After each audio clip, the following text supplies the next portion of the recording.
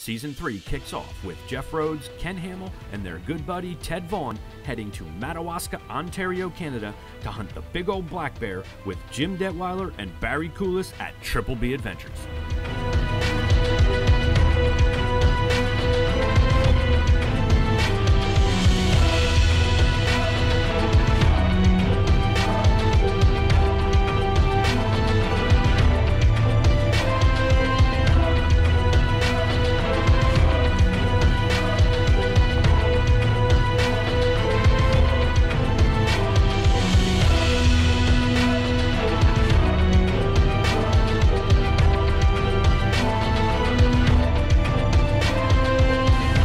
Hey folks, it's our first night here up in Ontario, and we're hunting with Triple B Outfitters, and we're up here black bear hunting. It's the second week here in September.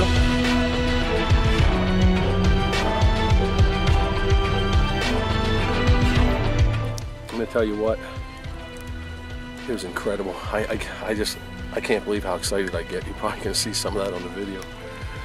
But Triple B Adventures, I'll tell you what, Jim and Barry do a great job. You're looking for a great bear hunt. You can't beat it.